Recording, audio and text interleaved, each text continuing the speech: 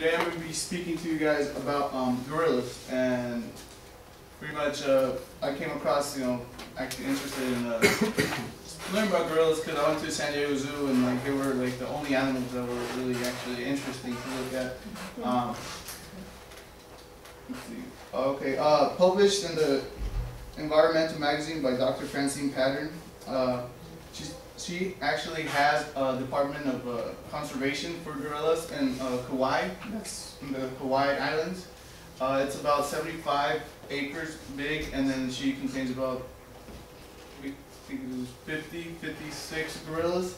And she actually is really known for, I don't know if you guys ever seen Coco, the one with the kitten, the gorilla with the kitten.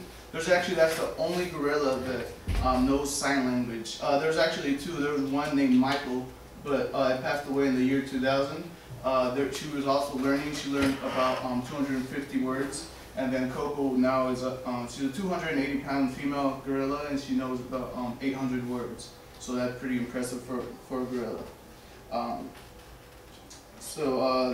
right. First, I'm gonna explain to you guys the gorilla behavior. Second, I'm going to explain how they communicate in the wild, and then actually as well as behavior, and then the societies, like where they live, the habitat, what they eat, things like that. But you know what? I'm actually gonna go backwards on that. So first of all, yeah, gorillas are one of the most interesting apes. They're actually really second, if not first. The first is chimpanzees, closest to the human race. So they are able, as you can see as Coco, they are able to understand the sign language and actually learn anything you teach them in any given time. So according to PSA, a journal entitled, I'll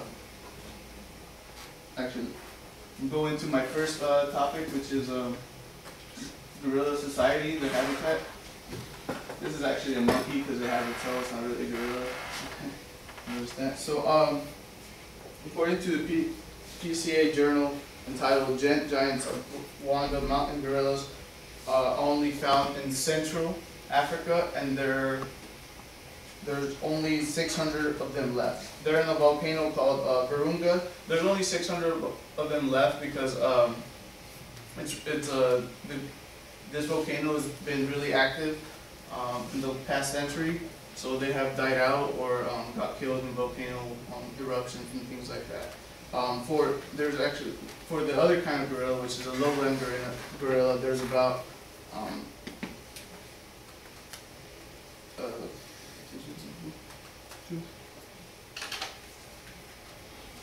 2,000 and 3,000 left, which is not a lot.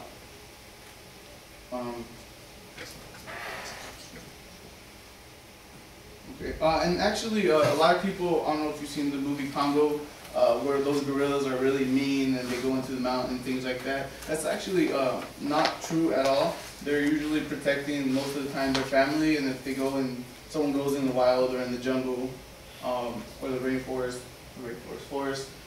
they actually just do it to protect their family. They usually run away, but they'll never go up to you and try to attack you or eat you. Alright. Okay. Fletcher, 2006 article in the Social Development of Immature Gorillas says that they have mainly a physical attitude towards other gorillas. If they get mad or something, they'll go up to another gorilla and hit them with vines or even throw food at them. Actually, as well as feces and stuff like that. So that was pretty interesting. They always get into fights and always try to be the dominant species. My next point is going to be the communication between gorillas.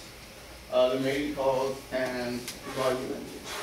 For mating call, they usually try to stand up like that and pound their chest to other females because they're trying to be more superior than the other gorillas. And if they don't get what they want, they usually howl and moon, like wolves or dogs. So I'm gonna show you guys a video, really quick video on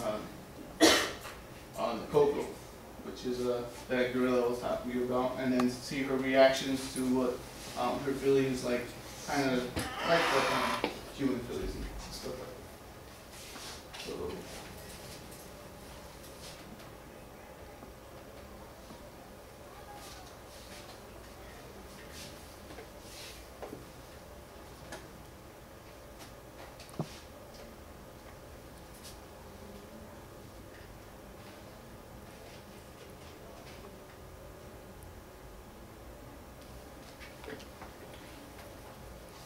Okay, just kidding. So I guess it didn't work out. But yeah, well, on that video I actually showed Coco with the kitten, and her feelings towards her, she wouldn't squish her, she wouldn't like toss her around. She would actually take care of her as one of her own, which gorillas usually do in the wild. They stay really close. They're really close families. Another thing is once the kitten actually died, she passed away, she got ran over by a car. Coco sign language that she was sad and she like wanted to cry and she wouldn't do anything. She wouldn't eat for a while. A big thing at the end of that video was that they actually zoom out towards the building and you could hear her howl, like you could hear her pretty much cry. So those feelings are pretty much found in gorillas. They're really similar to the ones in humans, so they do have feelings. Last but not least, I'm going to move on to the gorilla endangerment. Gorillas